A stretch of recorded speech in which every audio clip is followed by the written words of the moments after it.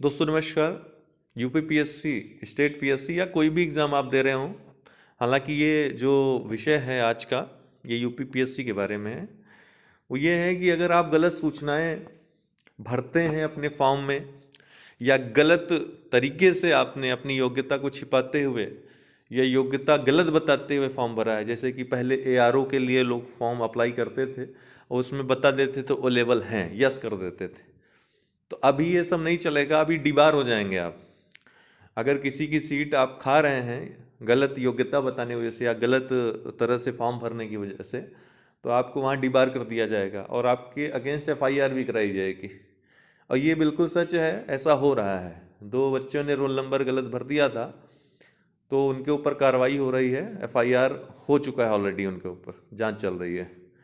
तो ऐसी कंडीशन ना है। हालांकि ये जो मामला है काफ़ी लोगों से हमने सुना और काफ़ी स्टूडेंट्स ने यह सवाल भी उठाया कि क्या वो पुरुष संवर्ग में कम सीटें हैं, महिला संवर्ग में इस विषय में ज़्यादा सीटें हैं, तो क्या फीमेल वाले में भर सकते हैं। या किसी फीमेल ने पूछा, कैंडिडेट ने पूछा कि क्या मैं सर मेल वाले में फॉर्म भर सकती हूँ। तो इसका जवाब है नहीं, महिलाएं सिर्फ महिला संवर्ग में फॉर्म भरेंगी और पुरुष केवल पुरुष संवर्ग में ही फॉर्म भर सकते हैं।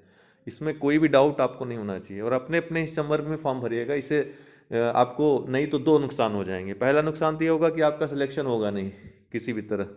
आप अगर फाइनली सेलेक्ट भी हो जाते हो तो आपको हटा दिया जाएगा, लेकिन सिर्फ हटाया नहीं जाएगा, आपको डिबार भी कर दिया जाएगा। ये गलत सूचना देने के अंतर्गत और भ्रामक सूचना देने के अंतर्गत, कार्रवाई के अंतर्गत आ जाएगा। इसके लिए बाकायदा आयोग ने रूल्स निकाल दिए हैं कि जो इस तरह का करेगा उसको आयोग की परीक्षा में बैठने से वंचित कर दिया जाएगा, क्योंकि वो फिर आयोग की परीक्षा में बैठने लायक नहीं है अगर वो नोटिफिकेशन को फॉलो नहीं कर सकता है तो। अर्थात उसका मानना यह है कि अगर आप कोई फॉर्म भरिए तो उसके नोटिफिकेशन को ढंग से पढ़िए, और ढंग से लिखा हुआ है कि महिला संवर्ग पुरुष संवर्ग अलग अलग है। जब अलग अलग है तो आप मेल होकर फीमेल में कैसे फॉर्म भर सकते हैं। और इतना तो यार मतलब कॉमन सेंस है ना, इसमें कोई सोचने वाली बात ही नहीं है। तो अगर आप ऐसा कर रहे हैं तो ऐसा मत करिए, आपके लिए नुकसान रहेगा हर तरह से। फ़ायदे की तो कोई बात ही नहीं, ठीक है। तो आप सिर्फ प्रवक्ता वाले नहीं, आगे के लोग जो यूपीपीएससी यूपीपीसीएस मेंस देने वाले हैं, 2020 वाला होने वाला है अभी, कोई भी परीक्षा दे रहे हो, सूचनाएं आप सही भरिए, ठीक है ना। और खासकर ये रोल नंबर वाला जो है, अपना जो योग्यता वाला जो है, मेल है तो फीमेल मत भरिए, फीमेल है तो मेल मत भरिए, बड़ी प्रॉब्लम हो जाएगी, है ना। सिली मिस्टेक्स आप समझ सकते हैं इसको, लेकिन आयोग के लिए बड़ी मिस्टेक है, बिल्कुल भी क्षम्य नहीं है, क्योंकि उसकी वजह से एक कोई कैंडिडेट बाहर हो सकता है ना।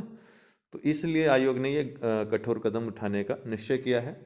बाकी राजकीय प्रवक्ता के लिए हमारे यहाँ क्लासेस स्टार्ट होने वाली हैं सामान्य अध्ययन की, और यूपीपीसीएस मुख्य परीक्षा प्रीलिम्स 2021 की पूरी तैयारी प्रारंभ होने वाली है। आप यहीं पर इसी चैनल पर बने रहिएगा, आपको सारी जानकारी मिलेगी। बहुत बहुत धन्यवाद।